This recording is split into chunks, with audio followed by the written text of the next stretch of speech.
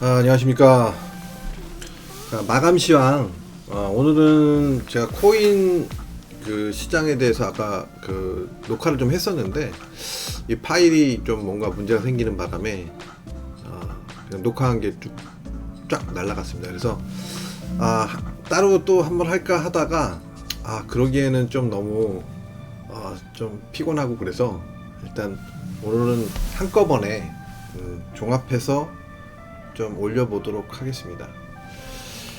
자, 일단 뭐 주시장 먼저 보고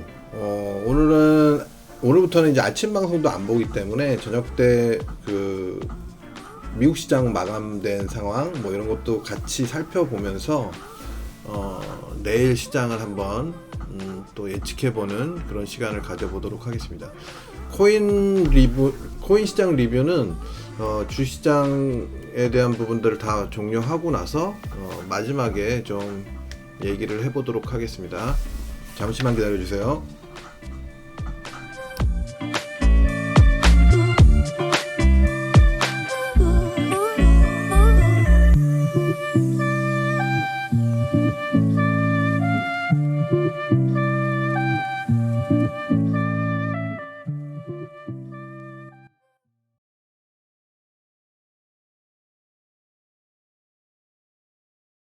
자, 오늘 지금 시장 마감 상황을 한번 점검해 보도록 하겠습니다. 아침에는 좀 순매수를 좀 보이던 개인들이 결국은 이제 순매도로 1450억 순매도로 마감됐습니다. 자, 오늘 보시면 그 일별 상황을 보시면 개인들이 지금 오늘 한 3일째인가요? 4일째인가요? 3일째. 3일째 순매도를 이어가고 있습니다. 개인들이 지금 3일째 순매도고 코스닥도 3일째 순매도. 선물만 오늘 좀 플러스 기록했네요. 콜도 좀 플러스 했고 풋은 마이너스를 계속 지금 순매도를 계속 기록하고 있고요. 자, 어찌됐든 개인들은 최근에 매수 기조가 그래도 많이 약해졌다라는 모습을 볼 수 있습니다. 뭐 중간중간에 뭐 순매수를 기록한 날들도 적지는 않지만 전체적으로 보면 이날 하루를 제외하고는 전체적으로 보면 순매도를 지금 11월 들어서는 순매도를 좀 지속하고 있다라고 볼 수 있을 것 같습니다. 자, 그리고 다시 돌아와서 자, 반면 이제 외국인들이 최근 들어서 이제 순매수를 조금 지속적으로 뭐 아직은 뭐 그렇게 강력한 순매수다라고 볼 수는 없는데 뭐 옛날 같으면 사실 2천억 3천억만 돼도 뭐 괜찮다, 꽤 많이 순매수했다라고 얘기하지만 뭐 최근에는 좀 그렇지 않잖아요. 그래서 순매수 기조를 외국인들이 최근에 조금 그래도 이어가고 있다라는 것을 볼 수 있습니다. 지금 4일째 순매수를 보이고 있어요. 전체적으로 선물도 4일째. 옵션은 뭐 조금 차이가 있지만 전체적으로 지금 11월 11일 이후로 빼빼로데이 이후로 지금 4일 연속 순매수를 양시장 모두 선물시장까지 포함하면 3대 시장 모두 순매수를 기록하고 있다. 라고 볼 수 있을 것 같습니다. 기관 같은 경우에는 조금 다른 양상을 보이고 있는데요. 기관 같은 경우에는 지금 어제 그제 이틀 동안은 순매수를 한 1조 정도 보였고, 오늘은 전체적으로 다 순매도를 기록하는 모습입니다. 옵션은 조금 매수를 했네요. 양매수를 했네요. 옵션은. 네. 자, 이런 정도의 수급을 보이고 있고요. 지금 현재로서는. 뭐 수급은 좀 최근 들어서 많이 좋아졌다. 그래도 수급은 상당히 좋아진 모습을 보이고 있다. 오늘은 뭐 연기금 같은 경우가 조금 순매수를 조금 유지를 했었는데, 오늘 조금 한 1,000억 가까이 순매도를 나타냈습니다. 자, 뭐 수급은 뭐 이런 정도. 그리고 오늘 이 프로그램 매매는 약 한 1,500억 정도 순매수와 종합 양식, 그러니까 차익은 뭐 그냥 보합선이고요. 차익은 비차익이 한 1,500억 정도. 이런 걸로 봤을 때 외국인들이 뭐 실제로 순매수는 그렇게 크지는 않았던 것 같습니다. 오늘은. 자, 그리고 업종별로 보면요.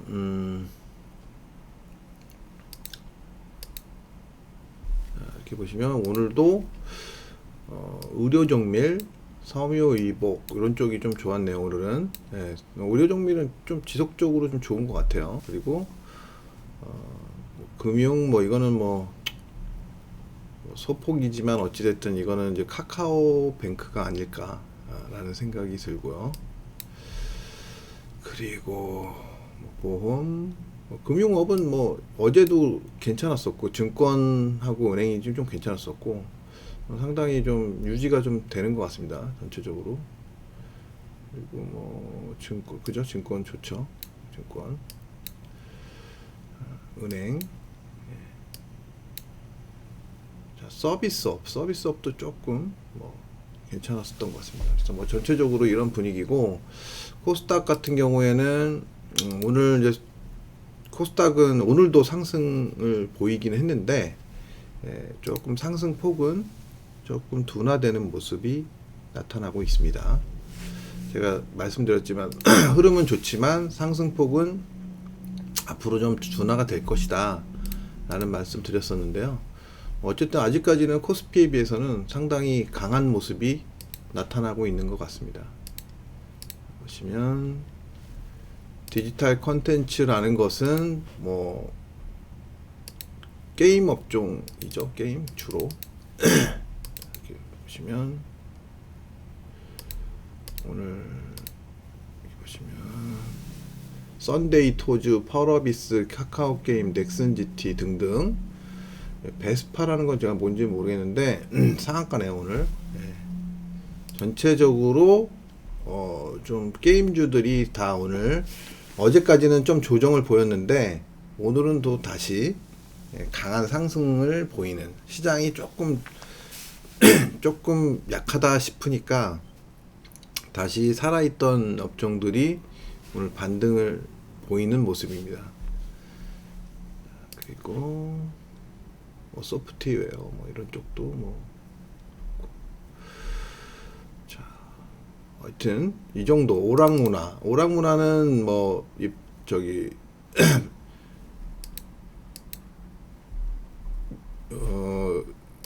엔터주들이 좀 많이 들어있죠. 목이 지금 갑자기 위지트, 큐브 엔터. 와, 큐브 엔터가 이렇게 올라왔나? 큐브 엔터 제가 한번 매매를 전에 했었던 건데 어쨌든 좀 많이 올라온 것 같네요. 전체적으로 지금 분위기가 오늘 조금 괜찮았다. 근데 뭐 전 종목은 아닌 것 같고요. 오늘 대표적인 엔터 주식 중에서는 SM하고 YG 엔터는 오늘 좀 조정을 보였습니다. 자, 하여튼 뭐 이 정도 말씀드리고 차트를 보도록 하겠습니다. 차트를. 자, 이거 왜 안 되냐? 자, 차트로 넘어가서 보시면요.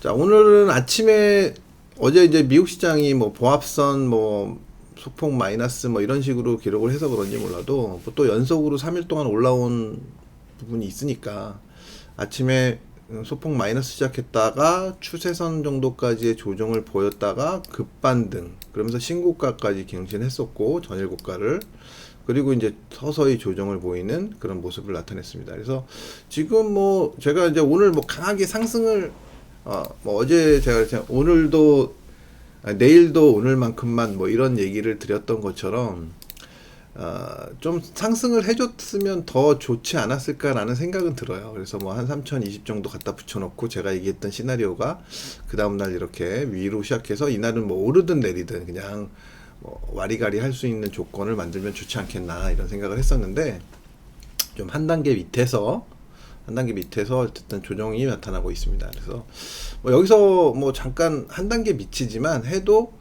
뭐 그렇게 뭐 안 좋다라고까지 얘기할 건 아니에요. 다만 좀 여기서 와리가리 할 거면 좀 빨리 조정을 짧게 끝내고 빨리 올라서야 되겠죠. 빨리. 예. 그래야 이제 추진력이 나중에 조건이 좋아졌을 때 추진력이 생길 수 있는 부분이니까. 그래서 지금 현재의 조정 모습은 제가 생각했을 때는 내일 오전까지는 이렇게 하고 오후에는 좀 돌아서 줘야 되지 않을까. 오후에는. 그래서 뭐 절대로 생각해야 되는 부분은 이 밑으로 내려오면 안 되고요. 이 밑으로. 그래서 위에서 버텨주는 흐름이 나오면 제가 말씀드렸던 어떤 좋은 조건, 구조가 좋은 조건에는 아직까지는 부합하는 흐름이 나타난다고 볼 수 있을 것 같습니다.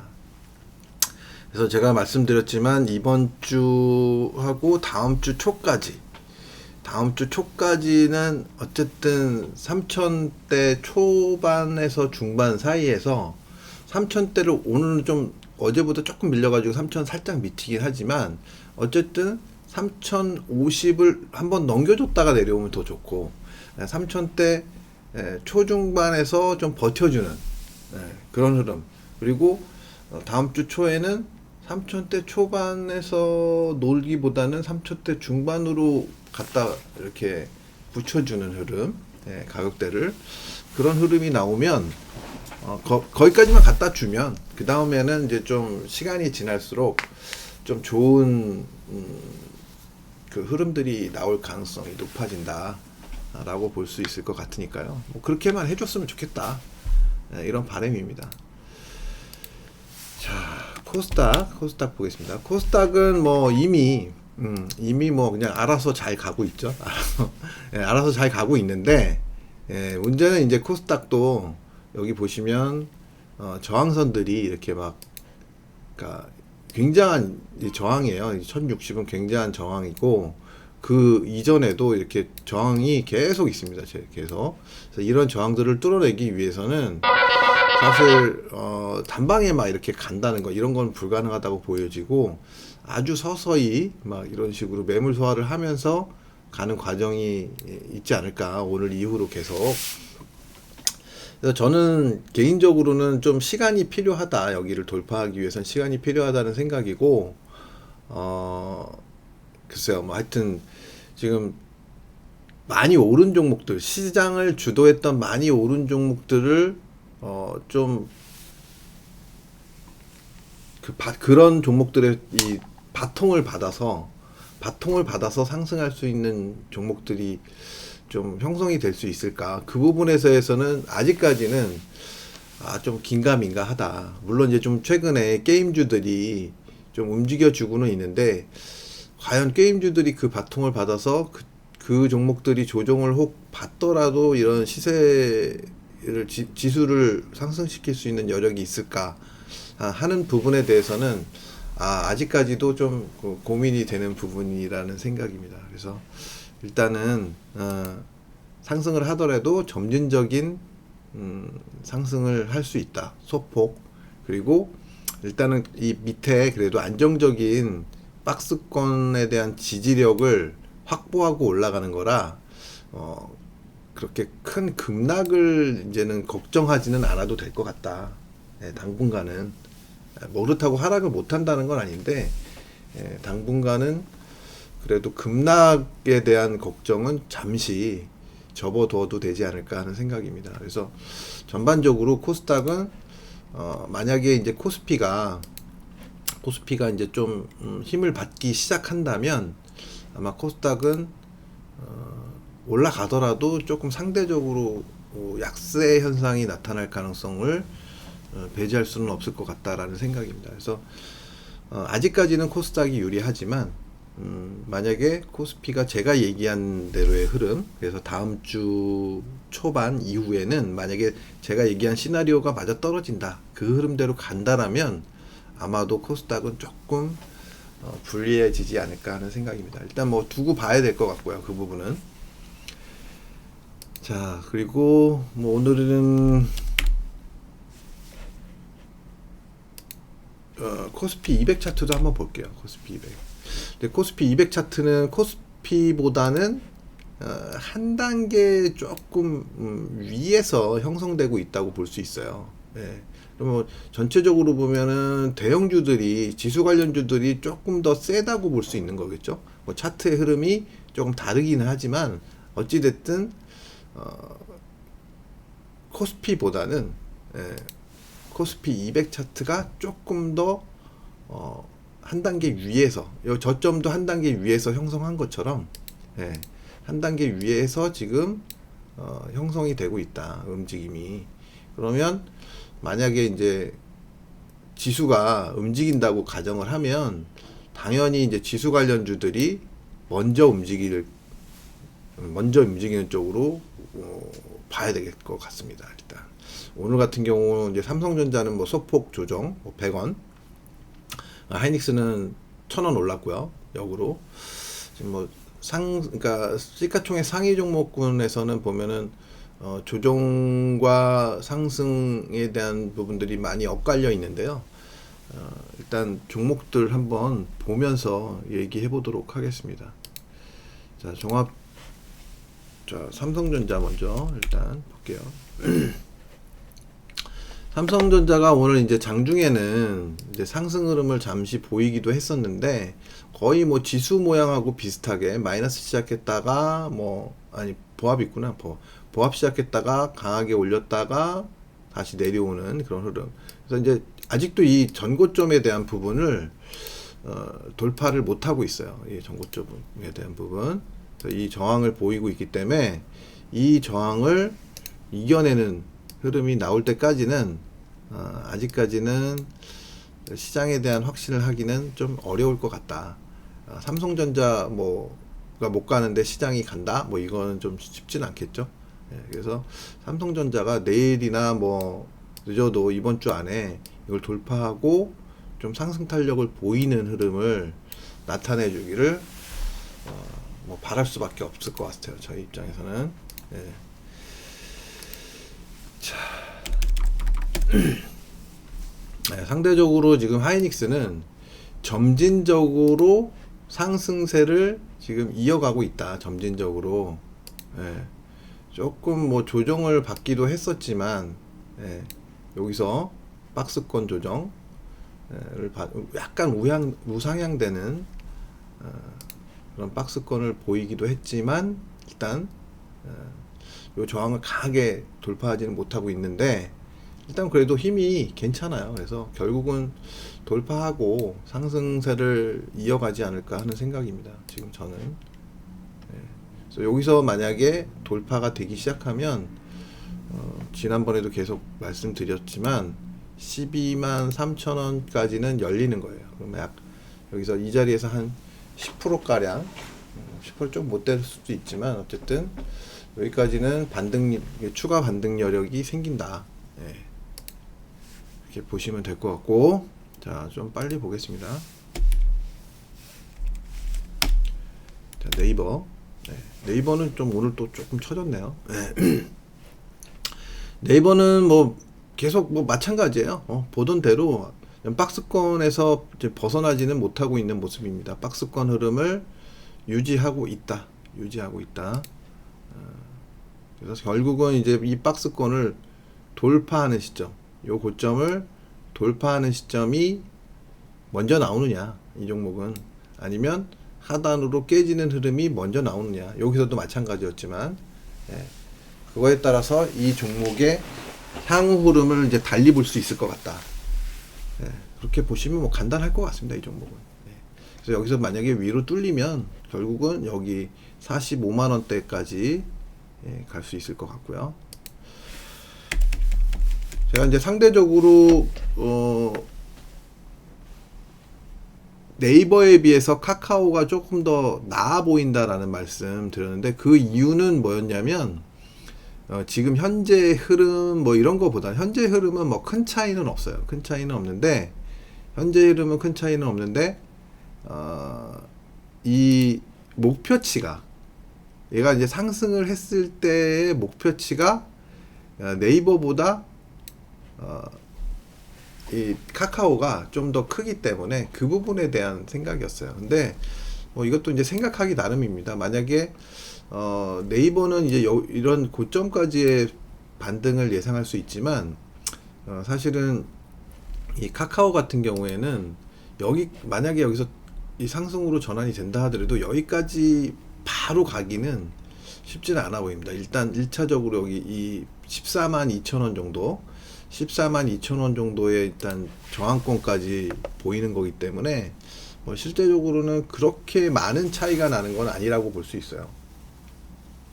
뭐 한 15,000원 정도니까 뭐 10% 조금 넘는 정도? 예, 어쨌든 지금 현재 느낌은 뭐 그래서일까요? 뭐 오늘 네이버는 좀 많이 쳐졌는데 상대적으로 조금 조정이 예, 상대적으로 적게 나타나면서 좀 빨리 올라갈 수 있는 조건이 만들어지고 있는 게 아닐까라는 생각입니다. 그래서 조금 괜찮다 더 예, 상대적으로. 자, 그리고 이게 왜 이렇게 됐지?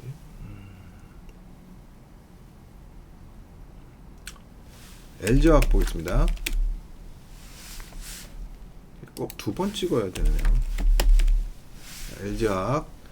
LG화학은 지금 제가 뭐 계속 똑같은 얘기 드리는 것 같긴 하지만 여기서 이제 저항을 맞고 떨어져서 지금 요 자리를 지키긴 지켰기 때문에 지금 흐름이 또 반등의 흐름이 나타나고 있는데, 일단 빨리 이 79만 원대 위로 올라서서 안착을 좀 보여야 돼요. 그래야 이제 향후 흐름이 좀 이어질 수 있는, 상승으로 이어질 수 있는 조건이 만들어지는 거고, 지금은 단기적으로 하락한 거를 지금 되돌리는 흐름이 나타나고 있는데, 여기까지는 올라간다 하더라도 재차 하락을 할 수 있는 그런 구간이거든요. 그래서 이 위로 올라서서 일리 올라서서 이제 좀 힘을 축적해야 되지 않을까, 그렇게 생각이 듭니다. 자, 그리고 삼성 SDI. SDI는 뭐 점진적인 상승을 보이고 있네요. 점진적인 상승. 이전의 흐름도 다른 종목들보다는 상당히 양호했다고 볼 수 있는데, 어쨌든 지금 현재로는 이 상승 흐름이 유지가 되고 있다. 그리고 전고점 돌파를, 지점고점 돌파를 눈앞에 두고 있다. 그래서 돌파가 되면 좀 다른 종목들보다는 지금 사이클 자체가 굉장히 좀 빠르게 진행이 되고 있다라고 볼 수 있어요. 그래서 굉장히 좀 어쩌면 빠르게 전고점에 그러니까 최고점, 역사적인 고점을 최단실에 도달할 수 있는 종목이 될 수도 있지 않을까, 그렇게 판단이 듭니다. 그리고 현대차는 오늘 좀 조정을 보였는데요. 자, 어제 좀 반등을 줬다가 오늘은 또 조정 지금 나타나고 있습니다. 그래서 보통 이제 여기서 한번 트렌드가 깨졌었기 때문에 이런 경우에는 이제 바로 올라가기보다는 다시 한번 이 저점을 확인해주고, 이렇게 확인해주고 이렇게 돌아나가는 흐름이 나타나는 경우가 많습니다. 그래서 지금은 이제 만약에 여기서 저점 상승이 나온 거라면 내일 상승을 보이면서 이 고점이 돌파되면 확실하게 이 저점이 나왔다. 이제 뭐 여기서는 사실 그냥 올라갔는데 여기서는 좀 뭔가 확인시켜주는 흐름을 보이면서 이제 상승을 하는 그런 모습이 나타나지 않나라는 생각이 듭니다. 그래서 여기가 이제 중요할 것 같아요. 여기를 이제 지키고 내일은 무조건 상승을 해줘야 된다. 최소한 여기 돌파를 못 하더라도 올라갔다가 이렇게 좀 이렇게 5일선 돌려주는 흐름을 보여줘야 좀 상승 전환을 할 수 있는 그런 조건이 만들어지겠다라는 생각입니다. 자, 그리고 카카오뱅크는 뭐 좀 그렇고요. 오늘 뭐 금융주들이 많이 올랐으니 K뱅크, KB은행, KB금융 보겠습니다. 자, KB금융도 보시면 다른 종목들하고는 달리 여기서 좀 상승을 꽤 보였잖아요. 근데 이제 제가 계속 말씀드렸지만 일반적으로 주식들이 우리가 이제 움직일 때 어떤 중요한 전고점이, 여기는 뭐 추세도 있었나 본데 중요한 어떤 전고점이 있으면 그 전고점에서는 거의 모든 종목들이 어지간하면 반응을 합니다. 어지간하면. 그래서 뭐 한 10종목이면 9종목이 반응을 한다. 그러면 이 종목이 여기서 결국은 반응을 한 거라고 볼 수 있어요. 그래서 저항을 보인 거죠. 한 번 시도하고, 두 번 시도하고, 세 번 시도하고 실패. 그러니까 조정을 보이는 거죠. 이렇게. 그리고 꽤 조정을 했죠. 여기에 대한 지지력은 확보가 돼 있었던 거고, 그래도. 그래서 이제 점진적인 상승을 보이고 있는데, 뭐 그다지 이렇게 좀 강한 어떤 국면은 아니라고 생각돼요. 그다지. 그래서 메리트는 커 보이지는 않고, 그냥 뭐 다른 종목에 비해 먼저 그러니까 다른 종목이 하락할 때 상승을 했고 조정을 보였는데 뭐 적절한 조정을 보였다. 뭐 이 정도.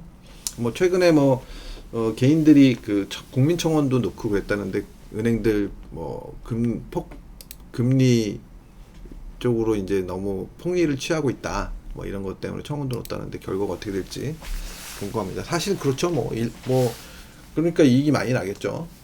뭐 실제적으로 금리가 지금 뭐 1%대 정도밖에 안 되는데, 그러니까 저기 은행에다 돈 넣어놓으면 한 1% 정도밖에 안 주잖아요. 그죠? 근데 대출 이율은 기본적으로 뭐 담보대출 이율도 한 3% 뭐 이 정도 되고, 그리고 뭐 신용대출 이율은 뭐 어마어마하죠. 이게 이율이 뭐 싼 사람도 모르겠습니다. 제가 전에는 계속 올라가더라고요. 금리는 별로 안 올라가는데 계속 올라가더라고요. 저도 그냥 마이너스 통장 뭐 사용은 안 하지만 파놓은 게 있는데 계속 금리가 올라가더라고요. 그래서 그런 부분들을 생각을 해보면 좀 과한 이득을 취하고 있는 게 아닌가 하는 생각이 좀 들긴 합니다. 그리고 뭐 증권회사도 마찬가지죠. 증권회사도 사실 그 신용대출 이율 같은 거를 보면 좀 과하다 싶을 정도로, 좀 신용대출 같은 경우 이제 신용대출이 아니라 이 담보대출이나 증권사에서 이 신용대출 같은 경우에는 그 주식 신용으로 사는 거, 그러면 이제 보통 한 50% 정도 대출이 되는데, 사실 이게 뭐 리스크가 거의 없거든요. 리스크가 거의 없는 거를 생각하면 뭐 기본이 8%, 뭐 기간 조금 많이 되면 뭐 10% 이렇게 넘어가거든요. 그런 거 생각하면 뭐 너무 비싼 거죠. 뭐 거의 고리죠, 고리 대금업자들이죠. 좀 그런 생각이 좀 들더라고요. 그래서 좀 이게 리스크가 뭐 많은 어떤 상품이라면 또 얘기는 다른데, 리스크가, 왜냐면 거의 담보 비율 이런 거 생각하면 못 받을 확률이 되게 낮잖아요. 뭐 한 10년에 한 번씩은 좀 뭐 그런 일이 벌어지긴 하긴 하지만, 못 받을 가능성이 생기는 상황도 벌어지긴 하지만 대부분 그렇진 않거든요. 그래서 그런 거 감안하면 너무 폭리를 취하고 있는 건 아닌가. 뭐 예를 들면 뭐 스탁런 같은 경우도 보통 한 5% 이 정도밖에 안 되는데, 상대적으로 너무 많은 이유를 위자를 받고 있다라는 생각은 좀 들긴 하더라고요. 자, 어쨌든 사설이 좀 길었네요. 어쨌든 그렇고 최근에 지금 보면 포스코 한번 보겠습니다. 포스코는 뭐 계속 별로 좋지는 않은 것 같아요. 지금 반등, 이제 저점 찍고 반등을 주긴 했는데 다시 추세 복귀가 안 되고 저항을 보이는 모습. 이 상단 하락 추세를 아직 넘어서지 못하고 있는 모습입니다. 그래서 적어도 포스코 같은 경우에는 접근을 하려면 요 상단 추세를 넘어서는, 요 이렇게 하락하고 있는 이 하락 추세를 넘어서는 흐름이 나타난 다음에, 그 다음에 뭔가 흐름이 만들어지면 접근을 이렇게 돌파할 때 접근을 해야 되지 않을까. 근데 전체적으로 좀 하락 기간도 길었고 그래서 썩 좋아 보이진 않습니다. 지금 일봉으로 잠깐 한번 볼까요? 일봉. 네. 자, 상승을 좀 오래 했지만 지금 하락폭이 여기 이런 저점들이 깨졌기 때문에 뭐 당분간은 어떤 흐름이 긍정적으로 만들어지려면 시간이 좀 필요하다. 시간이 필요할 것 같다라는 생각입니다. 자, 그리고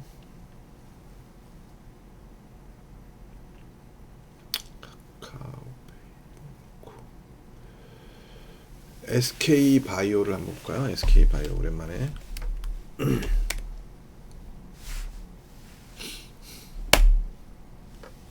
자, SK 바이오 사이언스. 여기서 상승을 굉장히 강력하게 보여줬다가 여기서 굉장히 강력하게 보여줬죠. 그랬다가 여기 고점에서 여기 고점 만들고 나서 고점 하락이 나오고 요 자리 깨지면서 무너졌어요. 근데 일단 하단선은 지금 지키고 있고 다시 이제 상승 시도를 하고 있는데 지금은 뭐 이렇게 뭐 방향성을 확실하게 드러낼 것 같진 않다.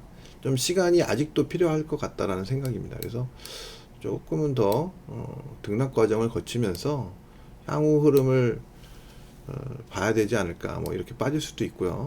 예. 어느 쪽으로 가는지 다시 한번 체크를 해봐야 될 것 같다는 생각입니다. 자, 그리고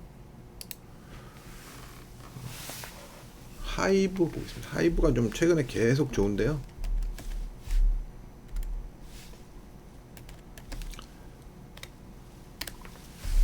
자, 하이브 흐름 보겠습니다.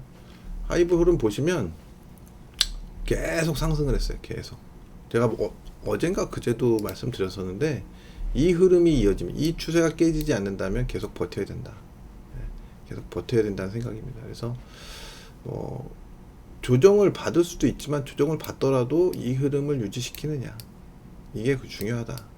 이 흐름을 깨지 않는 한 계속 끌고 가는 게 답이다. 그래서 고점을 찍은 후에 고점 하락 뭐 등등 뭐 일단 신호가 발생이 되면 그때 매도로 가져가는 게 좋을 것 같다 라는 생각입니다. 그래서 일단 뭐 그렇게 뭐 흐름이 뭐 한동안 더 이어지지 않을까 하는 생각이 크고요. 뭐 조정을 받는다 하더라도 하루 이틀 정도의 짧은 조정을 예상할 수 있을 것 같습니다. 자, 이제 코스닥으로 넘어갈게요. 코스닥은 셀트리온 시가총액 1위니까 셀트리온 헬스케어 먼저 보도록 하겠습니다.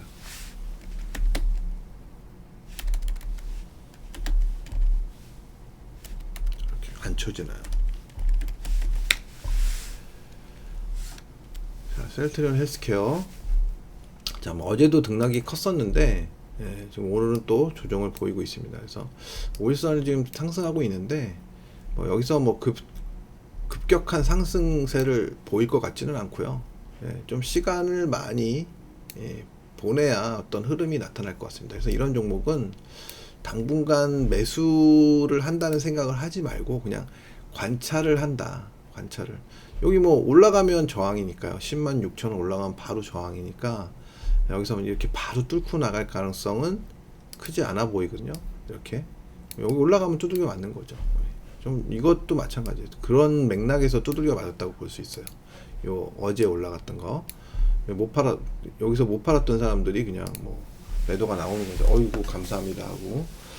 자, 그래서 지금 흐름은 좀 시간이 좀 필요하다. 그래서 기다려보자. 어떤 좋은 어떤 시그널이 만들어질 수 있는 가능성을 만드는지 지켜보자라는 겁니다. 지켜보자. 에코프로비엠. 제가 에코프로비엠은 제가 계속 말씀을 드리고 있잖아요. 지금 이미 고점을 찍었을 가능성이 좀 있다. 그래서 지금 상단에서 조정을 지금 이렇게 저항을 받고 있는데, 이 저항이 만약에 이제 5일선 깨고 무너지고 요 저점이 깨고 무너지기 시작하면 상당히 리스키할 수 있다. 요 자리가 지금 아직까지는 버티고는 있는데, 만약에 이제 흐름이 무너지기 시작하면 어쩌면 다운그레이드가 좀 심하게 될 수도 있다. 그래서 이런 부분들 때문에 제가 강조를 했던 게, 시장이 좀 상승이 좀 버거울 수 있다 라는 말씀 드렸고, 이런 종목들의 조정이 나타났을 때 이거를 뒷받침해 줄 수 있는, 상승을 뒷받침해 줄 수 있는 그러니까 하락분을 만회해 줄 수 있는 종목들이 나타나느냐가 이제 중요할 것 같다라는 말씀을 드린 겁니다. 그래서 일단 뭐 어쨌든 조심해야 될 것 같고요.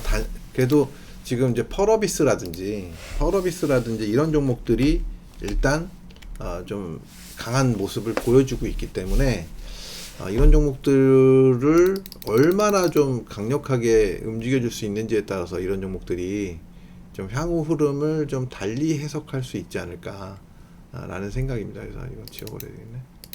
그래서 지금 현재로서는 펄어비스는 조금 더 상승할 수 있는 여력은 있어 보이고요. 단 여기서 이제 지금 고점 하락이 지금 발생을 했기 때문에 만약에 이제 이런 자리 13만원 정도 자리를 깨고 내려온다면 또 나쁘게 볼 수도 있어요. 네. 조정이 다시 진입할 수도 있고 단기 고점을 찍었다고 볼 수도 있습니다. 어쨌든 이런 종목들의 상승이 이어지는지 여부를 체킹해야 될 것 같다. 그래서 뭐 지금 펄어비스는 일단 15만원 대 중반 정도가 좀 강력한 저항일 것 같긴 한데요. 15만원대 중반 정도가 강력한 저항일 것 같은데, 일단 이 저항을 뚫어낼 수 있을 건지 그 부분을 체킹하셔야 될 것 같습니다. 15만원대 중반 정도, 지금까지는 뭐 굉장히 좀 잘 이어지고 있어요. 대단합니다. 펄어비스도. 자, 그리고 카카오 게임 보겠습니다. 카카오 게임은 제가 얼마 전에 전고점 근처 오면 일단 매도를 분할 매도를 해야 된다라고 말씀을 드렸었는데, 저항을 좀 보이다가 다시 재차 상승하면서 전고점을 뚫어냈어요. 뚫어내기는 냈는데 과연 이 흐름을 계속 이어갈 수 있을지는 글쎄요. 아직까지는 저는 확실하게 얘기를 못하겠습니다. 진짜. 일단 가파르게 상승세를 보였기 때문에, 과연 이 흐름을 이어갈 수 있을지, 이 부분에 대해서는 조금 시간이 필요하지 않을까. 이 부분을 확인하기 위해서는 시간이 필요하지 않을까 합니다. 단 어쨌든 전고점을 돌파했다라는 자체는 그래도 긍정적인 모습이다. 그리고 장대 항봉으로 만들었잖아요. 그럼 이제는 이게 만약에 계속 간다면 여기 위에서 버텨줘야 돼요. 일단은 계속 상승을 해도 되지만, 계속 상승을 한다는 건 상당한 부담감이잖아요. 여기서 버텨준다. 최소한 빨리 내려오면, 올라갔다가도 빨리 내려오면 이것도 뭐 단기적으로 고점이 형성되는 걸로 볼 수 있어요. 왜냐하면 이런 식으로 흐름을 만들었던 종목들이 뭐 많이 있어요. 뭐 포스코라든지 뭐 이런 종목들, 과거에 포스코도 그렇게 했었거든요. 또 안 쳐지냐.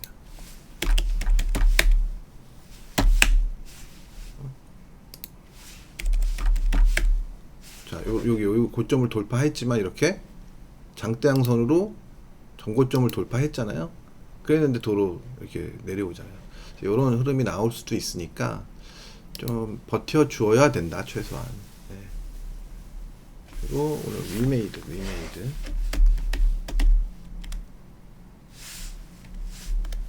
자, 위메이드도 지금 위메이드는 제가 계속 말씀을 드렸어요. 얘는 다른 종목에 비해서는 상승 여력이 있어 보인다.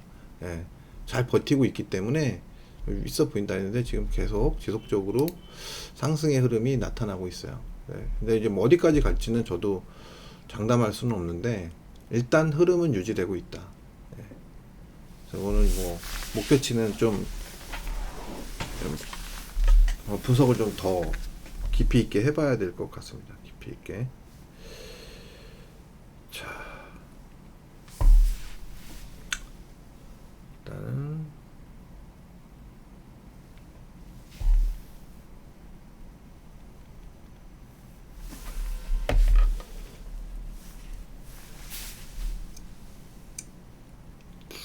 그리고 종목을 보면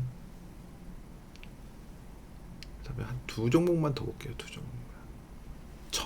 천보하고 천보만 일단 보겠습니다. 자, 천보. 자, 이 종목도 뭐 진짜 엄청난 상승을 보이고 있는데요. 뭐 이런 식으로 가면 어디까지 갈지 뭐 사실 판단하기가 좀 힘들어요. 이런 패턴으로 가면. 예, 조정 후 상승. 그러니까 요런 패턴이 뭐냐면 최근에 움직였던 코인에서 보면 이더리움이 이런 식으로 움직였거든요. 그러니까 이더리움이 이런 식으로 움직였는데 이런 식으로 움직이다가 이제 이 흐름이 깨지면 그때 이제 파셔야 되는 거예요. 그러니까 뭐 이런 종목들은 기본적으로 조정 후 전고점 돌파, 조정 후 전고점 돌파, 조정 후 전고점 돌파 이렇게 하거든요. 그럼 또 조정 후 전고점 돌파를 못했을 때부터 이제 신경을 쓰셔야 됩니다. 그래서 만약에 전고점 돌파를 지금은 이제 했으니까 이제 조정이 들어온 다음에 상승을 했는데 전고점 돌파가 안 된다. 그러면 이제 거기서 우리는 이제 매도를 준비를 하고 있어야 되는 거죠. 매도를. 이렇게 보시면 될 것 같습니다. 일단 자, 코스닥까지 다 살펴봤고요. 해외 종목들을 좀 일부 그러니까 해외 시장을 조금 보고 코인으로 넘어가겠습니다. 자, 다우존스 어제 소폭 조정을 보였고요. 뭐 사실 방향성을 찾기 힘들어요. 이거 짧은 구간에서는 이렇게 만들어 놓으면 올라가도 그만, 내려와도 그만이에요. 그래서 내려와도 그만. 조정을 조금 더 할 거면 내려올 거고, 조정이 어느 정도 했다면 올라갈 거고, 올라갔는데 이제 그 고점을 돌파하느냐 못하느냐, 여기에서 이제 흐름이 달라지겠죠. 일단 다우는 그렇고, 나스닥도 마찬가지입니다. 더 올라가도 그만이고 조정을 다시 해도 그만이에요. 뭐 별달리 어떤 크게 방향성을 예측하기는 쉽지 않다. S&P도 뭐 마찬가지겠죠. 상대적으로 S&P는 올라갈 수 있는 구조가 더 다른 종목에 비해서, 다른 업종에 비해서는, 지수에 비해서는 조금 더 유리한 것 같긴 합니다. 자, 그리고 일본은 뭐 계속 우리나라 흐름이랑 단기적으로는 비슷하네요. 그죠? 그리고 독일은 뭐 계속 가고 있네요. 이제 좀 천천히 갔었는데 이제 약간씩, 원래 독일이 사실 시장 중에서는 굉장히 박력 있는 시장이거든요. 다른 시장 뭐 1% 움직이면 여기 3%씩 움직이고 막 그런 시장인데, 최근의 흐름은 굉장히 좀 변동폭이 없었던 시장이었던 것 같습니다. 오랜만에 봤는데, 자, 중국 시장 최근에 반등을 보였다가 다시 하락 추세선의 저항을 맞고 소폭 조정, 뭐 이렇게 보이고 있네요. 자, 그리고 유가 보겠습니다. 유가는 뭐 지금 80불을 기준으로 반등이 자꾸 나타나고 있어요. 80불 선에서 80불 밑으로 내려오면 반등 주고, 내려오면 반등 주고 그러는 모습. 그쵸? 80불 깨지면 반등, 깨지면 반등. 어쨌든 뭐 여기서 뭐 바로 이렇게 강하게 올라가기도 그렇고 와리가리 하는 자리니까요. 80불에서 85불 사이, 예, 좀 더 깊게는 한 77불까지 와리가리 하는 자리라고 볼 수 있습니다. 자, 천연가스가 좀 많이 쳐졌었는데 지금 뭐 하단 지지선을 살짝 깼다가 올라오고 하고 있어요. 근데 뭐 추가 하락할 가능성이 충분히 있는 모양새고요. 반등이 들어간다 하더라도 다시 재차 하락하면서 이 저점에 대한 확인 작업이 있어야 되는 그런 모습입니다. 그래서 일단 천연가스는 뭐 이렇게 급등한다든지 이런 흐름은 당분간은 기대하기 어렵다. 당분간은. 그리고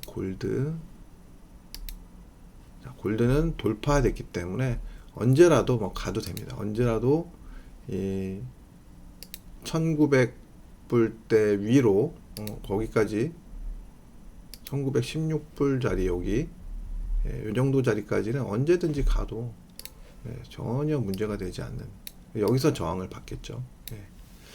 여기서 조정을 받고 갈 것이냐 그냥 갈 것이냐 뭐 이런 게 좀 차이가 있을 것 같습니다. 만약에 조정을 눌러주면 눌러진 자리에서 반응에 따라서 매수 찬스가 될 수 있겠죠. 그럼 뭐 1900불 초반까지 상승을 기대하면서 자, 뭐 요 정도 보면 되지 않을까요? 뭐 은은 비슷할 테고, 그죠? 실버는 비슷할 테고, 그쵸? 약하죠, 상대적으로. 자, 그리고 환율은 뭐 지금 와리가리 하면서 지금 움직임이 나타나고 있는데 생각보다는 그래도 좀 강한 편인 것 같기는 해요. 생각보다는. 여기 이 환율의 흐름은 최근에 좀 그 역외 시장에서의 움직임 때문에 조금 그 부분이 조금 아리까리하다라는 부분은 있는데, 글쎄요, 이거를 판단을 어떻게 해야 될지 아직 확실한 시그널이 나오지 않고 있습니다. 그래서 만약에 요 하단 추세를 만약에 깨트린다면 다시 조정이 들어올 것이다. 그래서 빨리 요거 깨자. 그래야 이렇게 올라가는 거를 크게 걱정하지 않아도 될 것 같다. 그래서 환율이 안정되기 위해서는 일단 1170원 라인이 깨지면 일단 어느 정도 안정권에 들어서지 않을까, 당분간은. 뭐 좀 환율에 대해서는 솔직히 저도 뭐 말할 게 많아요. 솔직히 너무 막 환율에 대해서 막 몇천 원 간다 막 이런 분들이 계셔가지고 솔직히 그런 얘기를 하는 거는 굉장한 불안감을 조성하는 거고, 그런 가능성이 지금 막 높은 상황도 아닌데 아직은 그렇게 단기적으로는 뭐 지금 1200원 돌파도 못 하고 있는 건데, 그렇잖아요. 물론 역외 시장에서 뭐 좀 어떤 이상 반응이 좀 나온 것도 있고 그런 부분들을 뭐 생각해야 된다라는 거는 뭐 공감은 하지만, 그렇다고 해서 뭐 우리나라가 지금 뭐 달러 보유액이 뭐 현저하게 부족하다든지 뭐 그런 건 아니거든요. 그래서 그런저런 것들을 감안하면 제가 생각했을 때는 어떤 뭐 환율이 2,000원을 넘어간다든지 뭐 이런 흐름은 절대로 단기적으로는 있을 수 없는 일이다. 그럼 장기적으로도 어떤 그런 시그널이 확실히 나왔을 때, 나왔을 때 하는 얘기고, 환율이라는 것은 어떤 주식처럼 한 방향으로 막, 그러니까 국가가 부도난다든가 뭐 이스라엘이나 뭐 이런 데처럼 그 어떤 큰 문제, 이스라엘이래요. 그 어디죠? 말이 헛나왔네. 저기 어디죠? 갑자기 생각이 안 납니다. 일단 생각나면 또 얘기 드릴 거고요. 하여튼 뭐 그런 나라들처럼 어떤 진짜 뭐 돈을 막 찍어내야 되는 어떤 그런 사태가 벌어지지 않는 한, 제가 생각했을 때는 그런 일은 쉽게 나타나진 않을 것이다. 그래서 그런 말에 너무 현혹되지 말자라는 말씀을 드리고 싶습니다. 자, 요 정도 말씀드리고, 일단, 그, 주식시장은, 주식시장 얘기는, 리뷰는, 마무리를 하도록 하겠습니다. 그래서, 다음은, 코인 시장 얘기를 좀 해보도록 하겠습니다. 코인 시장.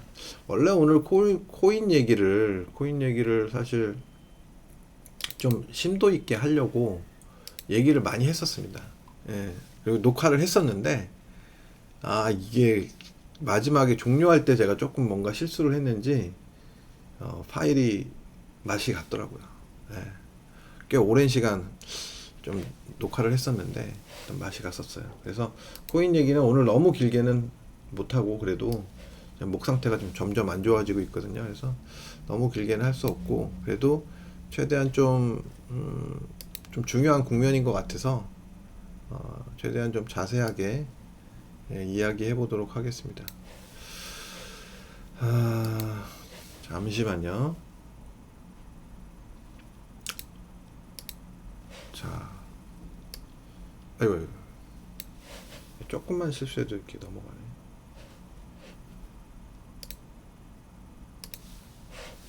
자, 보시면 잘 보이시죠? 최대한 사이즈를 크게. 자, 지금 코인이, 그러니까 비트코인이에요. 비트코인 지금 5분 차트인데요. 어제 여기가 지금 보시면 딱 6시 정도 됐네요. 그래서 어제 이렇게 상승 시도를 하다가 정고점을 잠시 넘어섰었지만 실패를 하고 내려오다가 여기 흐름이 깨지면서 1차 하락이 나오고, 1차 하락한 다음에 계속 횡보를 하다가 오늘 새벽에 쏟아지기 시작해가지고 뭐 출근 일단 할 때 계속 무너졌습니다. 계속. 예. 계속 무너졌고, 이제 신저가를 더 내고 지금은 이제 하방 경직이 나타나고 있는 그런 모습입니다. 지금 단기적인 모습을 보면, 이걸 좀 1시간 차트를 한번 볼게요. 1시간 차트로 보면 크게 보면 단기 저점권에 지금 진입을 한 거예요. 예. 사실은 저는 한 6만 정도 되면 한번 받아볼까라는 생각을 하기도 했었는데 그냥 취소를 해버렸어요. 제가 원래는 잡힐 가격이었는데 취소를 해버렸어요. 진작에 내놨던 포지션, 이제 생각했던 6만 정도에서는 한번 반등이 있을 것이다 라는 생각을 했었기 때문에, 혹시라도 내려오면. 그래서 제가 원래 이 위에다도 포지션을 하나 걸어놨고 여기다도 걸어놨었는데 이거를 이제 취소를 했어요. 이거를 사실 이 위도 이제 필요 없을 것 같긴 한데, 여튼 지금 흐름은 제가 어제도 말씀드렸고 계속 말씀드렸었지만, 위로 올라가는 거는 좀 한계치가 있어 보인다. 저항선이 굉장히 많고 단계적으로 폭도 그렇게 커 보이지 않는다는 말씀 어제 드렸었는데, 뭐 그냥 바로 1차 저항에서 무너지고 말았어요. 1차 저항에서 뭐 이런 단계적인 어떤 저항선 표시를 제가 어저께 해드렸었는데, 어쨌든 1차 저항에서 더 이상 상승하지 못하고 무너지는 모습. 그럼 제가 무너지면 어떻게 된다 했어요? 이 추세가 깨지면 여기서 이제 매도 포지션을 구축해야 된다라고 말씀드렸었는데, 이 자리가 뭐 이제 잠자는 동안 오는 바람에 저도 어떤 포지션 구축을 하지는 못했습니다. 못했고, 뭐 어쨌든 지금 단기적으로는 저점일 가능성이 있는 자리이기 때문에, 저는 이제 일단 전략적으로는 반등이 만약에 여기서 하방 경지를 보이다가 반등이 들어오면, 그래서 반등이 들어와서 한 63K를 위로, 63K 위쪽에서 그 정도까지 반등이 들어오면 일단 매도 포지션을 조금 구축을 해봐야 되겠다 라는 생각입니다. 그래서 지금 현재로서는 최대한 반등이 들어오기를 바라야 될 것 같고요. 반등이 들어오면 액션을 취하겠다 라는 생각입니다. 자, 그리고 이제 큰 흐름을 한번 보면, 그러면 이제 지금 진짜 어떤 국면인가, 그러면 큰 흐름상으로는. 그래서 요걸 한번 체킹을 해보도록 하겠습니다. 시간이 좀 얼마나 걸릴지 모르겠어요. 저도 조금 오래 걸릴 수도 있는데, 일단 최대한 이야기 해보도록 하겠습니다. 4시간 차트 일단 보겠습니다. 일봉 먼저 볼게요. 일봉 4시간 차트로 얘기하면 좀 더 왔다 갔다 해야 될 것 같아서 일봉을 먼저 보겠습니다. 일봉. 근데 제가 그 트레이딩 뷰를 사용을 하면서 좀 느끼는 거는 여기는 진짜 누가 번역을 해놨는지, 예, 이게 일봉이라고 보통 일이라고 표현을 하는데 여기는 날이라고 표현이 되어 있어요. 날. 예, 날이라고 표현이 되어 있습니다. 그리고 뭐 언어들이 되게 특이해요. 예, 굉장히 꼭 어떻게 보면 뭐 북한 뭐 이런 걸로 해놨나 싶을 정도로 약간씩 그런 단어들이 많이 있습니다. 말이 되긴 되는데 좀 생소한. 예. 자, 이제 큰 흐름을 한번 보면요. 이거 일본 갖고도 보기 힘들겠네. 주봉으로 봐야겠네요. 자, 비트코인을 이제 분석하는 방법 중에 이제 파동 이론으로 이제 분석하는 경우에 보통 많이들 파동 이론을 이제 비트코인을 보는데, 여기가 이제 1번이라는 거는 이론이 없습니다. 여기가 2번이라는 것도 이론이 없고 여기까지 3번이라는 것도 큰 이론이 없을 겁니다. 근데 이제 여기서부터 이제 좀 갈리는데요. 저는 처음에 여기를 3번으로 봤어요. 여기까지 3번으로, 아니 4번으로 여기까지 3번이 이론이 없는데 저는 4번을 여기로 봤었어요. 근데 뭐 보통 여기를 4번으로 보는 사람들이 더 많더라고요. 여기를. 근데 이거는 뭐 사실 뭐 이 해석은 어떻게 해도 상관이 없는 겁니다. 상관이 없어요. 그러니까 뭐 결과적으로는 나중에는 언젠가는 어떤 게 맞았다라는 게 드러나겠지만 현재까지도 누가 맞았다고 얘기할 수가 없어요. 누가 맞다고. 어찌됐든 그래서 보통 많은 해석을 여기를 4번으로 해석하고 여기를 5번에 1번, 여기를 5번에 2번 이렇게 해석을 하고 여기를 이제 5번에 3번 뭐 이런 식으로 해석을 하는 거예요. 근데 이제 여기까지는 이제 뭐 얘기가 됐겠죠. 근데 그러면 이제 저는 여기를 4번으로 하던 여기를 4번을 두 가지를 다 이제 생각을 하고 있는데, 일단 뭐 많은 사람들이 하고 있는 여기를 4번으로 보는 그 해석을 해보면 여기가 1번이고 여기가 2번이에요. 네, 여기까지는 아시겠죠? 그럼 이제 안으로 들어가서 봐야 돼요. 안으로 들어가서 보면, 자, 일봉으로 보겠습니다. 일봉으로 이제. 일봉으로 들어가서 보면,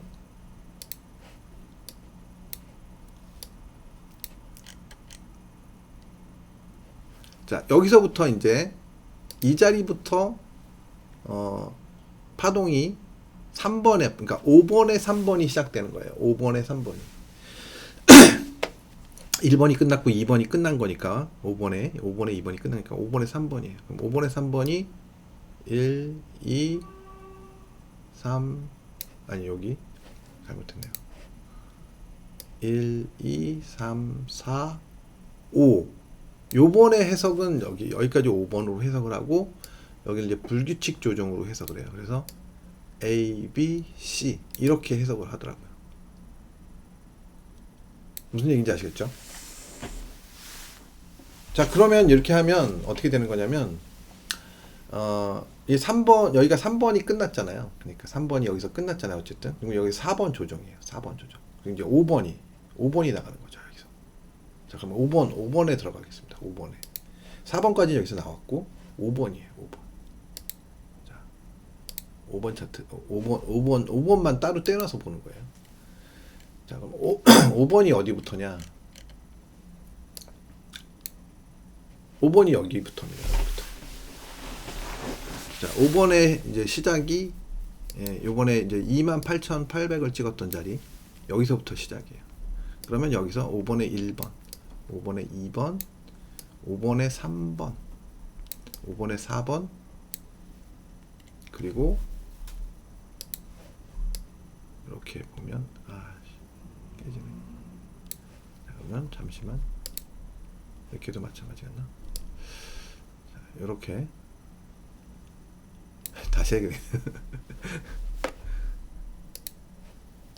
자, 기간이 조금 1시간으로 하니까 4시간으로 다시 가서 4시간으로 일단 분석하고 가야 되겠네요. 자, 그럼 어쨌든 여기서부터 보면 1번, 2번, 3번, 4번, 5번. 여기가 5번일지 아니면 여기가 5번일지는 모르겠어요. 어찌됐든 뭐 이런 해석이 가능하다는 거예요. 그러면 여기가 5번이든 여기가 5번이든 일단 여기서부터 시작된 파동이 끝이 나는 거예요. 이게 만약에 이게 1번이라고 마지막 파동이 1번이라고 생각한다면 그럼 이제 골치가 아파지는 겁니다. 굉장히. 어쨌든 하락 파동이 시작되는 거고 하락 파동이 어쩌면 상당히 큰 하락을 할 수도 있다라는 가정을 세울 수가 있어요. 예. 왜냐하면 아까 일봉에서 얘기하면 어쨌든 지금 현재는 5번 파동이고 5번에 3번을 마무리했었고 5번 4번 여기까지가 5번에 4번의 조정이었고 5번에 5번이 나가는 거거든요. 5번에 5번인데 그럼 5번에 5번에 1번인가? 저는 그렇게까지 해석하기는 좀 아닌 것 같거든요. 이제 5번에 5번이 끝났어. 그러면 이제 뭐 진짜 시세가 다 끝난 거 아니에요. 그러면 이번 조정은 좀 큰 조정이 올 수 있을 것이다. 뭐 우리가 좀 상상하기 어려운 조정이 올 가능성이 있다라고 얘기할 수 있어요. 이게 이제 최악의 시나리오가 될 수 있거든요. 이 최악의 시나리오는 정말 좀 상상하기 어려운. 뭐 이거는 진짜 제가 어떻게 얘기하기 힘든 정도의 폭락이 올 수도 있다.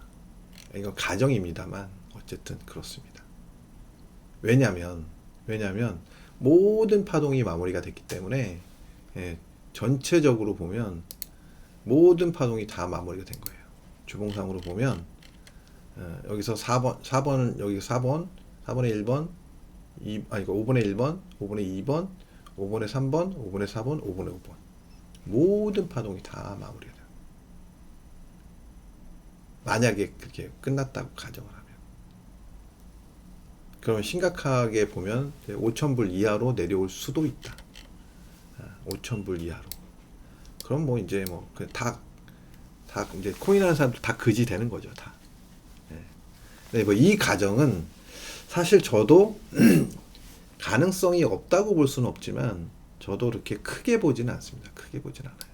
네. 그러면 그 다음 해석은 어떨 것이냐? 그 다음. 네. 그 다음 해석. 그 다음 해석은 이제 이 안의 파동을 여기까지 이제 이걸 1번으로 두고 이걸 2번으로 둔다면 3번에 1, 3번에 2, 3번에 3, 3번에 4, 3번에 5 하고 여기를 A, B, C 뭐 이런 정도의 해석이 가능해요. 이건 제가 원래 보던 해석이에요. 원래 보던 해석. 근데 그런 해석이 가능하려면 이제 전제가 어떻게 돼야 되냐면 사실 요번에 이제 파동이 좀 많이 헷갈려지기 시작했는데 전제가 뭐냐면요. 그러려면 전제가 또 이렇게 보니까 또 다 안 보이네. 그렇게 보려면 전제가 여기에 파동이 여기가 이제 불규칙 파동으로 계산을 했었는데 불규칙 파동이 아니라 엔딩 다이어고널로 해석을 해야 돼요. 그래서 여기를 O로 해석을 하고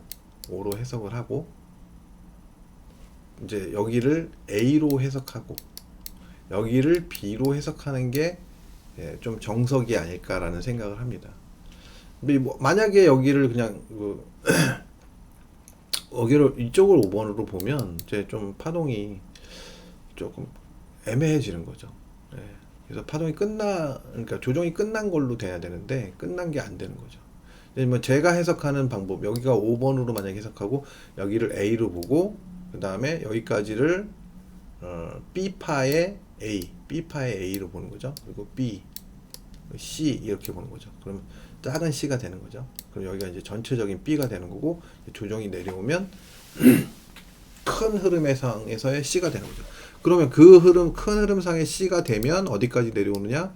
결국은 지금 이 파동 올라갔던 파동을 B파로 본다면 내려오는 파동은 적어도 28,800 근처 뭐 작게 잡아 3만 초반 뭐 이렇게 내려올 수 있다는 거예요.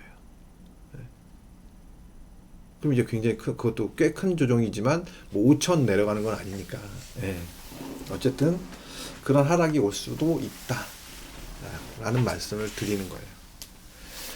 자, 이거 말고도 사실 여러 가지 경우의 수가 있습니다. 여러 가지 경우의 수가 있는데 뭐 다 얘기하기는 어렵고요. 대표적으로 제가 생각하지 않는 흐름이지만 많은 사람들이 생각하는 흐름에서의 최악의 경우, 그리고 제가 보는 관점에서의 어떤 최악의 경우를 말씀을 드렸고, 이거 말고 아주 좋은 어떤 흐름을 예상을 한다면 계속 연장이 나오면서 상승을 하는 거예요. 그래서 조정을 짧게 하고, 조정을 짧게 한다는 뜻이 뭐냐면 요번에 이제 5개의 파동으로 뭐 대충 올라갔다고 보면, 여기서 이제 조정을 A, B, C 그러니까 여기서 이제 좀 덜 내려가도 상관없어요. 여기만 안 깨면, 이쪽 저점만. 그래서 대략 한 6만만 살짝 깨지고 한 5만 한 8, 9천에서 형성이 된 다음에 다시 상승을 하는 거죠. 다시 상승을 하는 거예요. 그러면 쉽게 얘기하면 이제 연장 파동이 나온다고 볼 수 있는 거거든요. 예. 여기서 이제 조정을 끝내고 이렇게 대략 한 어쩌면 이제 지금이 조정의 마무리일 수도 있어요. 그렇게 따지면 제가 대충 보는 거는, 만약에 이제 그렇게 한다는 전제 하에서는 어떤 흐름이 나온다고 봐야 될 것 같냐면, 대략 이런 흐름. 그러면 이제 많이 내려오면 한 5만 8, 9천, 심하면 5만 7천대, 이 정도를 맥스로 놓고 이제 보는 거죠. 대략입니다. 지금 정확하게 그린 건 아니에요. 그렇게 하고 이제 다시 상승을 하면서 강한 상승을 보여야 되는 거죠. 연장파가 나오는 거죠. 근데 이제 연장파가 이제 5번에, 그러니까 이제 연장파가 나오려면 사실은 3번에서 연장이 안 나왔어야 되는데 3번에서 사실 연장이 나왔다고 볼 수 있거든요. 그래서 3번에서 연장이 나왔기 때문에 5번에서는 연장이 안 나오는 게 맞죠. 5번에서 엄밀하게 따지면 여기서도 연장이 나오긴 나온 거예요. 이게 또 연장이 또 이렇게 나온다는 게 좀 가능할까 라는 부분에서 조금 회의적인 거죠. 그렇게 해석하는 거를. 불가능한 것은 아니라고 보는데, 사실 파동 하나만으로는 모든 걸 다 해석하기는 쉽지 않거든요. 어쨌든 지금 흐름은, 가장 중요한 건 지금 흐름은 끝났다. 반등이 들어갔다가 무너지기 시작하면 일단 조정은 적게 잡아서 한 5만 7천 정도까지는 내려올 수 있다. 반등이 들어갔다 내려온다는 거죠. 자, 그러면 비트코인을 말고 다른 종목들은 어떤가 라는 것을 일단 보면 조금 더 시장 전체 시장이 어떤가를 이제 파악할 수 있을 거 아니겠습니까? 그래서 이더리움을 한번 볼게요. 이더리움. 제가 이제 지난번에도 계속 말씀드렸는데, 이더리움 어떻게 말씀드렸었냐면, 이더리움 같은 경우엔 얘가 이 노란색 선, 자, 조정받고 반등 주고, 조정받고 반등이 아니라 신고 내고, 조정받고 신고 내고, 여기는 이제 거기까지 들어오진 않았지만 어찌됐든 이렇게 올라갔다가 조정받고 신고 내고, 조정받고 신고 내고, 조정받고 신고 내고, 이런 관성을 보였었어요. 근데 여기서부터 조정받고 올라가는데 신고가 안 나죠? 상관없어요. 여기까지는 조정받고 올라가는데 또 신고가 못 나죠? 그러면서 여기를 강하게 깨버리는 이런 흐름이 나왔어요. 그럼 얘도 조정을 하겠다 라는 신호로 볼 수 있거든요. 무조건. 깨진 거예요. 흐름은. 이 상승 흐름은 깨진 거죠. 그러면 얘가 이 상승 흐름이 깨졌으니까 얘는 어떻게 할 것이냐 앞으로. 일단 잘해야 박스권이죠. 잘해야 박스권이에요. 잘못하면 무너지는 거죠. 그러면 비트코인만이 아니라 비트코인만 무너진 게 아니라 이더리움도 무너졌네. 그럼 이더리움이 일단 내려올 수 있는 자리는 이 4천 정도가 깨지면, 이 전고점 요 자리 4천 정도가 깨지면 3,700선까지 여기까지 무너질 수 있는 거예요. 3,700. 그럼 여기 4,800, 7,800까지 갔었던 게 3,700까지 내려오면 한 20% 정도의 조정, 이렇게 나오는 거죠. 그러니까 적지 않은 조정입니다. 이 대형 코인이라는 걸 감안하면, 그러면 이제 얘가 20% 조정하는데 비트코인은 그러면 고점 대비 20% 조정하면 얼마냐? 그럼 대략 적어도 7, 24, 뭐 7만 불까지는 안 갔지만 뭐 6만 9천 불 정도 갔었으니까 얼추 724면 한 5만 5천 뭐 이렇게 내려올 수 있잖아요. 그럼 뭐 대충 맞는 거죠. 그죠? 얘도 조정이 시작됐다 라고 볼 수 있는 거예요. 자, 그래서 일단 그리고 이제 뭐 하나 더 제가 이제 최근에 막 계속 얘기했던 리플을 보면, 리플 같은 경우에 사실 예상했던, 그러니까 원화 코인에서는 업비트 시장에서는 사실 예상했던 자리를 갔어요. 그래서 저도 제가 1,600원 정도 얘기했는데 1,610원인가 15원인가를 찍었던 걸로 제가 기억을 하고요. 그래서 달성을 했어요. 근데 이 달러에서는 얘가 못 간 거예요. 1.4를 제가 계산을 했었는데 1.4 자리가 어디였었냐? 1.4 자리가 이게 전고점 자리예요. 그래서 업비트에서는 이 전고점을 갔어요. 여기를 갔는데 얘는 좀 한참 못 미친 거죠. 어떻게 보면. 그래서 요 이전 고점에 저항을 받고 떨어진 거예요. 그래서 저도 이제 청산을 못했고 지금 이제 반등이 나오면 일단 뭐 빠져나올 생각입니다. 일단은. 네. 그래서 반등이 얼마까지 나올지는 모르겠는데 일단 반등이 만약에 이제 비트코인이 어떤 식으로 반등을 주느냐에 따라 다르고 또 비트코인이 얼마나 버티느냐에 따라 달라요. 만약에 비트코인이 지금 현재 수준의 자리에서 만약에 횡보를 막 한다 그러면 이제 알트코인들이 좀 시세를 낼 수도 있으니까 지금 현재에서는 어쨌든 반등이 나오면 대략 한 1.18에서 1.242 정도. 네. 그 정도의 반등을 일단 생각해 볼 수 있을 것 같아요. 그 정도 들어오면 일단 포지션을 저는 이제 일단 매수 포지션을 지금 조금 물먹고 있는데 결론적으로는 물먹고 있는데 그거 갖다가 일단 청산을 하고 일단 나올 생각입니다. 그리고 이제 매도를 구축할지는 좀 봐야 될 것 같아요. 다른 쪽으로 매도를 구축하더라도 종목을 다른 쪽으로 가는 게 좋을 것 같다는 생각입니다. 그래서 전체적으로는 지금 시장이 확실한 조정권에 들어가 있다. 그래서 이 조정은 좀 리스키할 수 있는 조정이기 때문에 반등이 들어가면 일단은 물량을 축소하는 게 기본이지 않을까 이렇게 생각하고 있습니다. 일단 자, 참고만 하시고요. 제가 얘기하는 게 절대적이지 않습니다. 절대적이지 않으니까 참고만 하시고 적절히 그냥 자기의 판단하고 비슷하다라는 생각이 들면 참고하셔서 대응하시고 나는 의견이 다르다라든지 뭐 이러면은 그냥 무시하셔도 상관이 없습니다. 저도 지금 어떤 얘기를 한다는 게 상당히 조심스럽고 비트코인이라는 게 이 코인이라는 자체가 사실 좀 다른 주식이나 뭐 이런 거에 비해서 좀 변동성도 좀 크고 그래서 좀 쉽지가 않습니다.